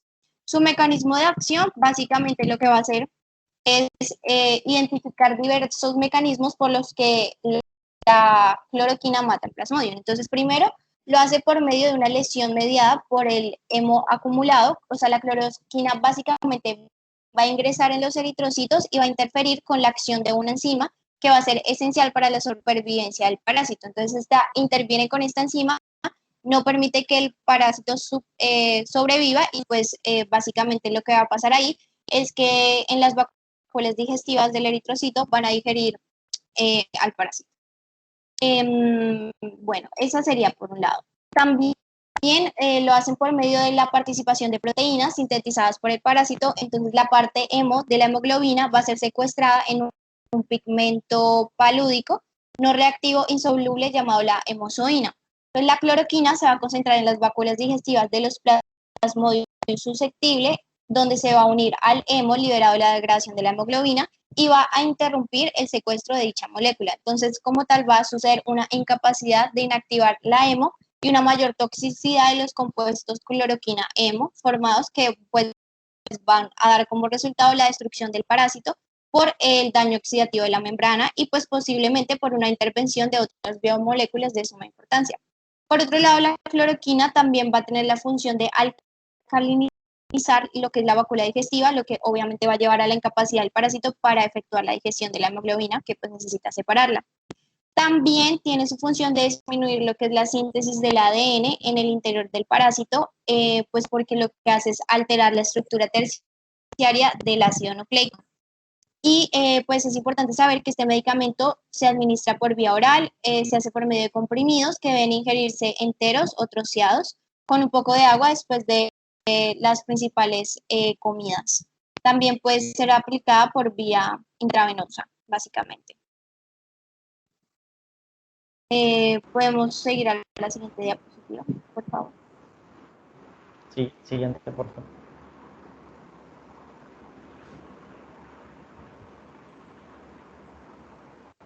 Bueno, mientras va pasando la diapositiva, como ya nuestra compañera Manuela pues nos dijo, el mecanismo de acción pues son 3 mecanismos y vámonos a lo que sería la vía de administración.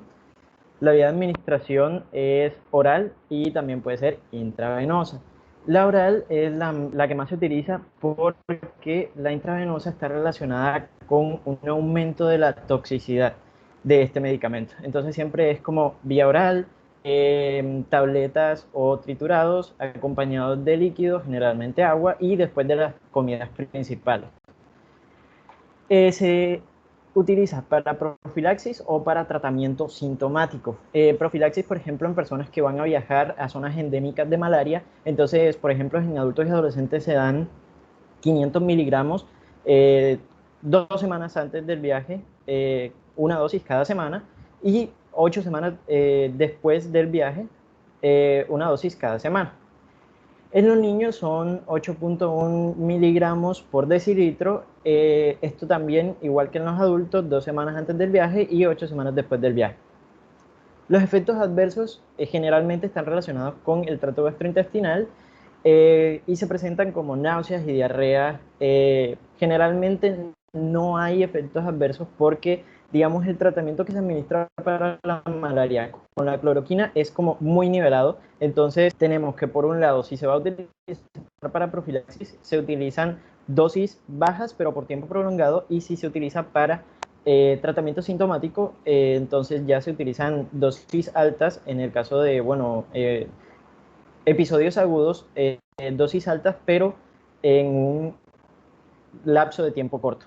También puede presentar erupciones y en muy pocos casos una retinopatía. Y esta retinopatía aparece cuando, cuando aumentamos mucho la dosis y lo utilizamos por tiempo prolongado con esta dosis aumentada. Entonces ya nos lleva a las contraindicaciones, que si aparece esa retinopatía quiere decir que tenemos que detener ese tratamiento con cloroquina. Además de otras contraindicaciones que tenemos: hipersensibilidad al medicamento y a las 4 aminoquinoleínas. También si aparece deterioro del campo visual o trastornos del sistema hematopoyético. Entonces hay que vigilar lo que sería, en las precauciones hay que vigilar los ojos, es decir, exploración oftálmica, también control hematológico. No se pueden administrar en pacientes con psoriasis y tampoco con riesgo de hipoglucemia. ¿Pasa? Por favor. Bueno, mientras va pasando, hablemos un poquito sobre la farmacocinética. Este medicamento se absorbe por el tubo digestivo, se absorbe bien en el tubo digestivo, se disemina en tejidos como vasos, riñones, pulmón, hígado, inclusive, bueno, más que todo, o tiene una mayor afinidad por los tejidos que tienen melanina, como los ojos y la piel. En cuanto a su metabolismo es lento, y el principal metabolito liberado en el humano es la desetilcloroquina, y pues su eliminación es vía renal, así que su órgano de eliminación es el riñón. ¿Pasa?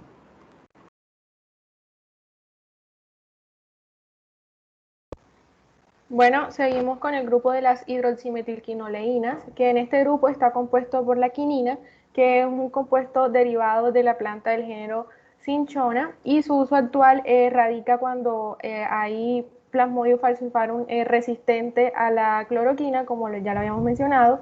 La quinidina es derivado de la quinina y también tiene actividad antimalárica y menor toxicidad. Al igual que la mefloquina, es un compuesto sintético y también es poco tóxico y se administra en dosis única. Puedes pasar, por favor.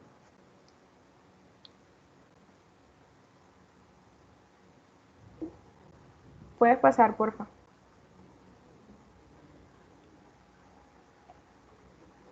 Bueno, mientras pasa, bueno, el mecanismo de acción de la quinina y de la quinidina es parecido porque su acción ya es como tal, se encuentra en los eritrocitos parasitados, una acción exquisonticida, y por ende va a elevar el pH estos medicamentos en las vesículas ácidas parasitarias, por lo tanto puede alterar el transporte molecular y la actividad fosfolipasa. Además de eso, es activo contra las formas, pues como ya lo había dicho, eritrocíticas asexuadas de este plasmodium. La vía de administración pues es más que todo oral, pero también puede darse parenteral. Y los efectos adversos es como tal, la dosis que se da habitualmente puede causar un ligero sinconismo que está compuesto de acúfenos o zumbidos en los oídos, cefalea, diarrea, reducción de la agudeza visual, vértigo. Y como contraindicaciones tenemos de que la quinina va a estimular la liberación de la insulina. Entonces esto no debe recomendarse en pacientes con hipoglucemia, y también de que este medicamento puede producir trombocitopenia, entonces no puede darse con pacientes que tienen antecedentes de púrpura. Además de eso, la quinina no puede, o sea, puede causar malformaciones congénitas y se ha asociado con muerte fetal intrauterina, y además de eso puede inducir hipoglicemia en mujeres embarazadas. Puedes pasar, por favor. Bueno, mientras pasa, la mefloquina es un compuesto sintético, como ya lo había dicho, actúa ya como tal sobre las formas asexuales intraerocítricas, y por lo tanto su acción es exquisonticida, y su mecanismo consiste también en el incremento del pH en las vesículas ácidas parasitarias, también altera el transporte molecular y actividad fosfolipasa. La vía de administración como tal son oral, y los efectos adversos que se tienen por lo general es que, o sea, se tolera bien este medicamento, pero en ciertas ocasiones puede producir vértigo, náuseas, vómitos, y muy rara vez pues se ha estipulado que puede producir convulsiones. Entonces las contraindicaciones que se puede producir no se va a dar en pacientes que tienen hipersensibilidad a esta, que se conoce, y a los compuestos relacionados, como ya lo había dicho, la quinina y la quinidina. Los riesgos, debemos valorar el riesgo-beneficio en pacientes que tienen epilepsia, pues como ya lo había dicho, muy rara vez este medicamento puede producir convulsiones, entonces hay que valorar este riesgo. Y no administrar en tratamiento concomitante con alofantrina o ketoconazol. Ya pasa. Hay algo que hay que recordar, es que como tal la quinina se utiliza en la malaria no complicada, y como tal en el primer trimestre de embarazo, cada 8 horas por 7 días. Bueno, entonces aquí tenemos la farmacocinética, que se absorbe en el intestino rápidamente, pero la eliminación es lenta debido a que es por la orina, como medicamento no modificado y en forma de metabólito. Se distribuye por líquido del organismo como el ESR, y los niveles en el plasma aumentan gradualmente cuando se da semanalmente. Tenemos que su vida media es más larga que la de otros medicamentos antimaláricos, en promedio 3 semanas, y que se metaboliza en el hígado. Pasa, por favor.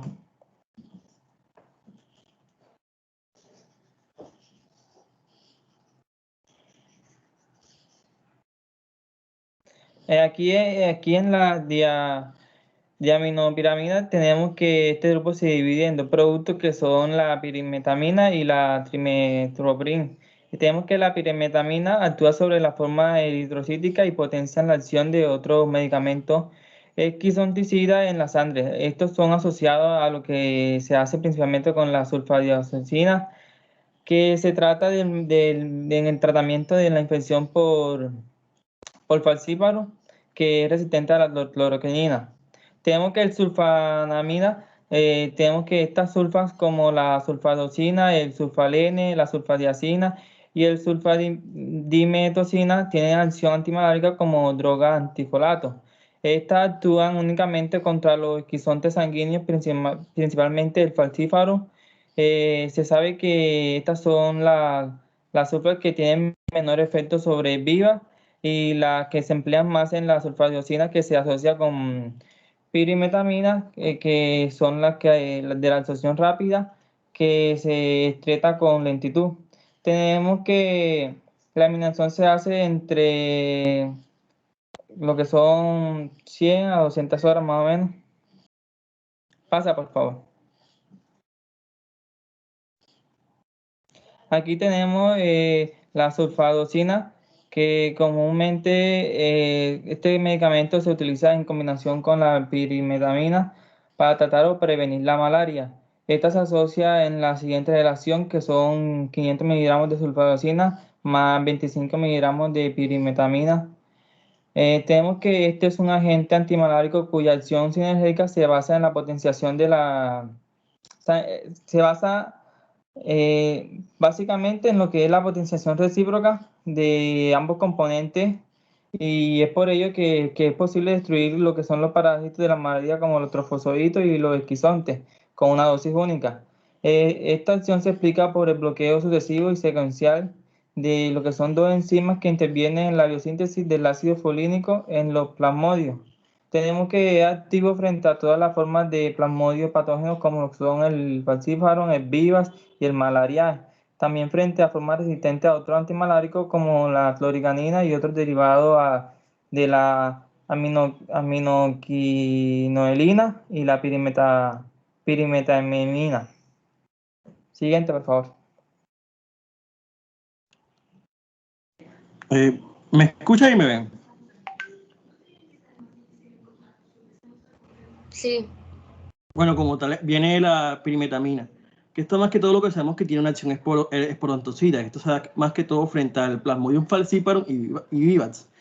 Esto lo que conduce a una reducción de la transmisión cíclica, y esto pasa cuando se da pues de una forma extendida. Esta pertenece a un grupo de las diamopirimidinas, y esto se caracteriza más que todo por inhibir la gran selectividad de los hidrofólicos reductasa, que esto se da más que todo lo que hace que el organismo pues impida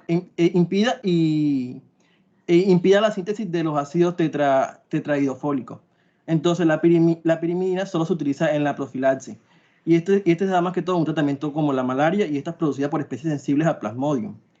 Estos parásitos presentan resistencia a los inhibidores de este, y este fármaco se emplea principalmente con sulfamidas para la supresión y la profilaxis de Plasmodium pues, falciparum. Este puede ser resistente a la cloroquina, y aunque el tratamiento es pues, agudo contra la malaria, este pues, genera así una resistencia a la cloroquina. Siguiente diapositiva, por favor.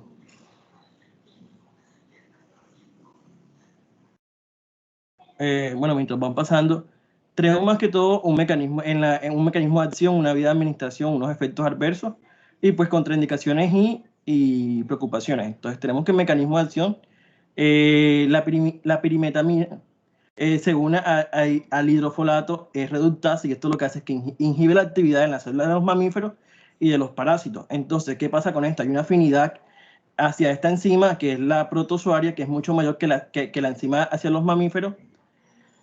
Entonces, lo que pasa aquí es que la síntesis del ácido fólico, como es esencial para la supervivencia de estos organismos, esta queda bloqueada en comparación con otros fármacos que poseen un mecanismo similar.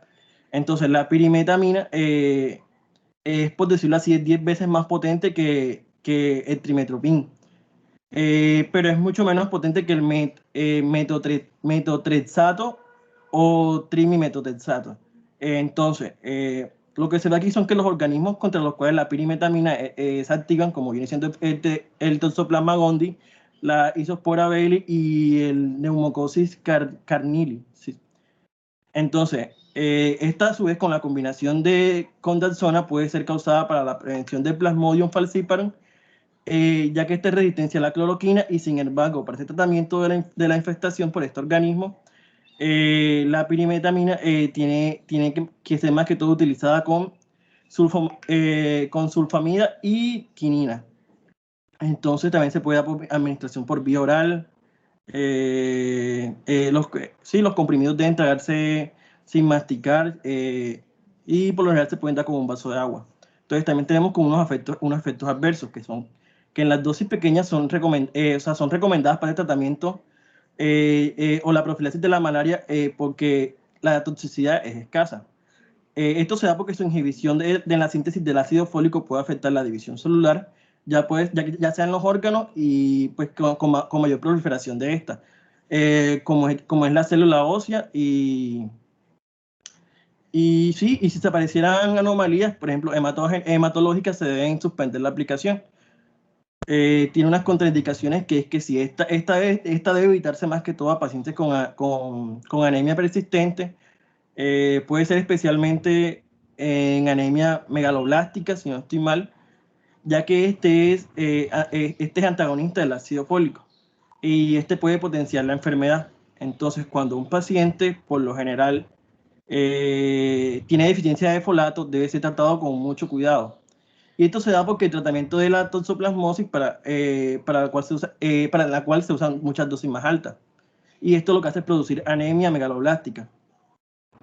Y tiene unas precauciones, que estas precauciones es que esta puede dar insuficiencia hepática, insuficiencia renal, deficiencia de fosfatos. Esto más que todo se puede ver en ancianos, en embarazadas, en lactantes o en pacientes con toxoplasmosis.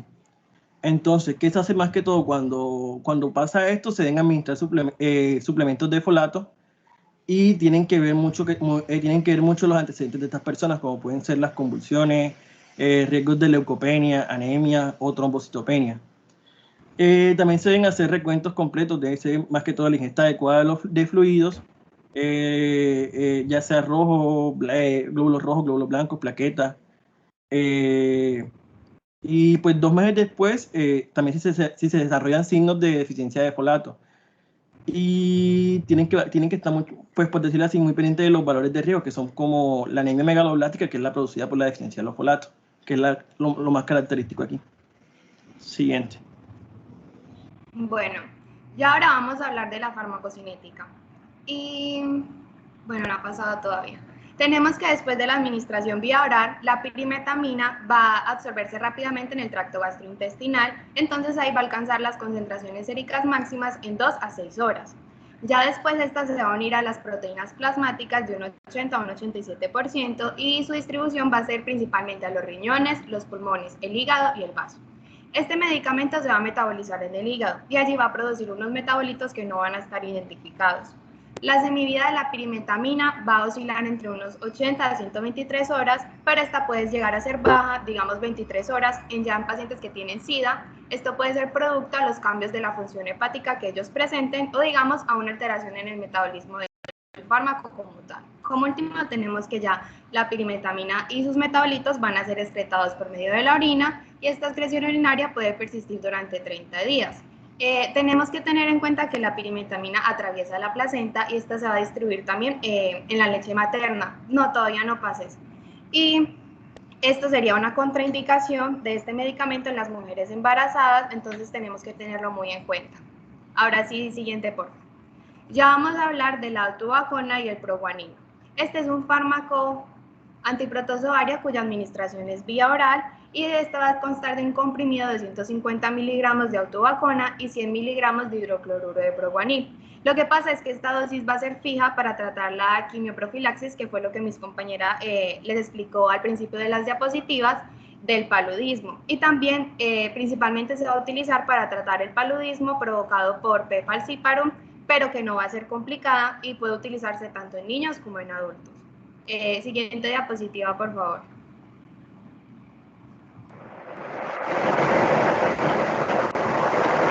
Bueno, con respecto a la autobacona, su mecanismo de acción es que produce la inhibición de la síntesis de ácidos nucleicos y ATP en el complejo citocromo BC1. Su vía de administración es oral y sus efectos adversos pueden ser que produce dolor abdominal, náuseas, vómitos, diarrea, cefalea y exantema.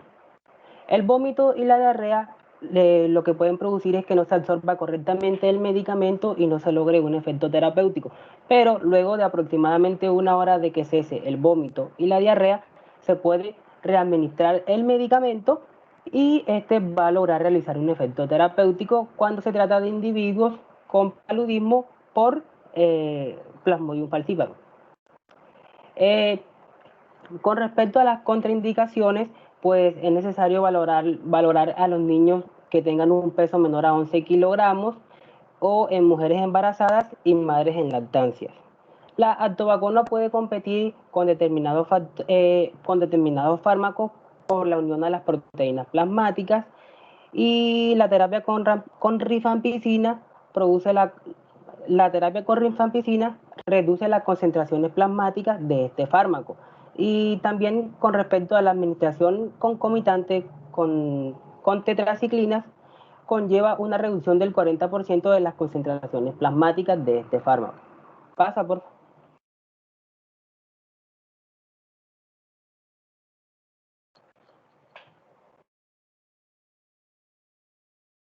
Bueno, con respecto al proguanilo, su mecanismo de acción es que ejerce actividad contra las etapas hepáticas primarias y también contra las etapas eritrocíticas asexuales, por lo que de esta manera controla a estas infecciones y las erradica. Con respecto a su vía de administración, pues es oral. Sus efectos adversos pueden ser que el proguanilo ocasiona pocos efectos secundarios, excepto por las náuseas y diarreas esporádicas, pero estas se producen normalmente cuando se administran grandes dosis equivalentes o mayores a 1 gramo por día. También puede causar vómitos, dolores abdominales, diarrea, hematuria y la aparición temporal de células epiteliales y cilindros en la orina. Con respecto a sus efectos adversos, pues no se conocen como tal, con respecto a sus contraindicaciones, no se conocen como tal contraindicaciones. Se puede administrar en mujeres embarazadas y en madres lactantes, y se puede también administrar junto con otros tipos de fármacos que tengan este mismo fin. Pasa.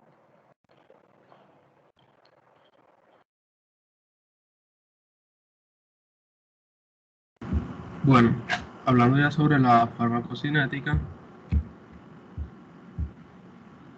¿Sí me escuchan? Hablando ya sobre la farmacocinética de la atovaquona y el proguanilo, pues como sabemos ya, la farmacocinética es el proceso que va a tener el fármaco a través del organismo, o sea, desde que se administra hasta su eliminación, que en este caso con estos fármacos pues se ingresa por vía oral. Entonces, ellos viajan por el tracto gastrointestinal, llegan al hígado, que es el principal sitio del metabolismo de los fármacos, y luego va a ser excretada por la vía hepática, que como sabemos esto es necesario la eliminación para evitar una toxicidad. Siguiente, por favor.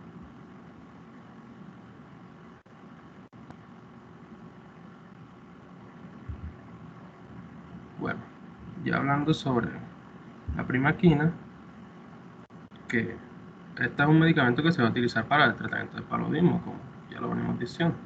Entonces esta va a pertenecer al grupo de farmacológicos de las 8-aminoquinolinas, que estas son las que actúan sobre los gametocitos de Plasmodium falciparum, que como sabemos, estos van a ser responsables del paludismo, como ya han dicho mis compañeros anteriormente. Entonces esta primaquina se puede usar sola o con otros medicamentos para hacer una doble acción. Y también funciona como para prevenir el regreso de la enfermedad en personas que ya hayan sido infectadas con malaria. Siguiente.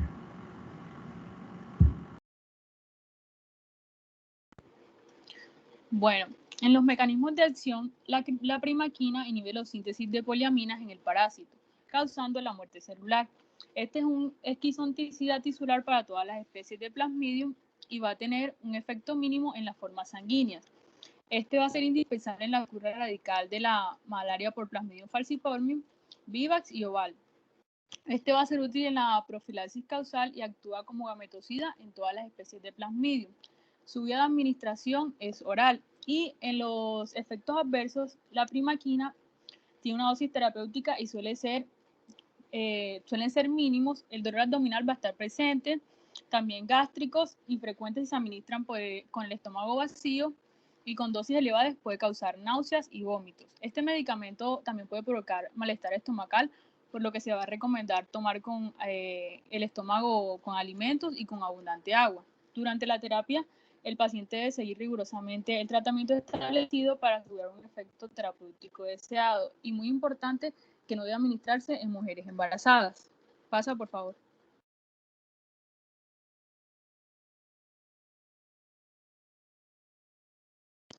Bueno, en la farmacocinética, la primaquina se absorbe rápidamente en el tubo digestivo y las concentraciones plasmáticas se alcanzan de 1 a 2 horas tras la toma de la dosis. A partir de ese momento se distribuyen rápidamente y tienen una semivida de alimentación de 3 a 6 horas y se distribuye ampliamente sobre los tejidos del órgano. La primaquina se metaboliza rápidamente en el hígado y su principal metabolito es la carboxiprimaquina y una pequeña cantidad de fármaco inalterado se excreta por la orina. Lo que va a pasar es que la carboxiprimaquina se acumula en el plasma tras sucesivas administraciones. Gracias.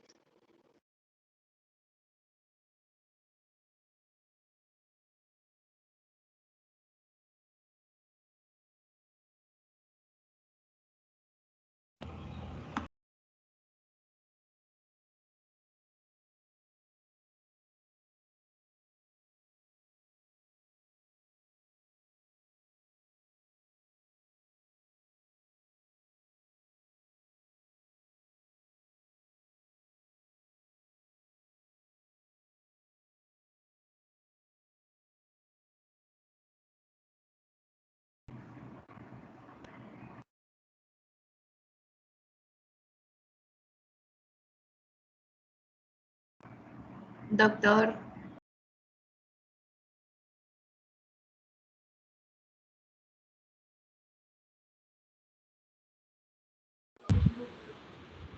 Bueno, pregunta obligada.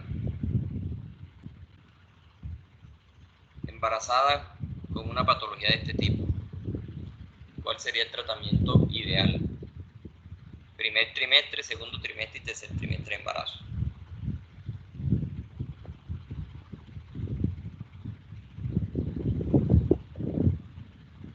¿Me escucharon? Doctor, el tratamiento ideal sería con proguanilo, puesto que este no tiene efectos adversos en mujeres embarazadas.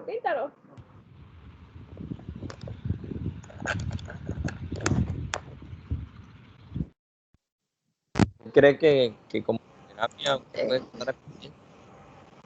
Doctor, en el primer trimestre se haría con quinina más clindamicina en las mujeres embarazadas. Ajá. Revisando pues que no sea una malaria no complicada.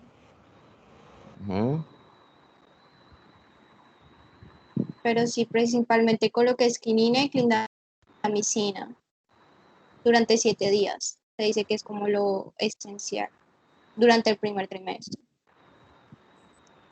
Bueno. Listo, muchachos. Nos vemos entonces con ustedes mañana. Sí, doctor. Bueno, que estén muy Gracias, bien. doctor. Nos vemos. Igualmente. Chao. Igualmente, doctor. Gracias.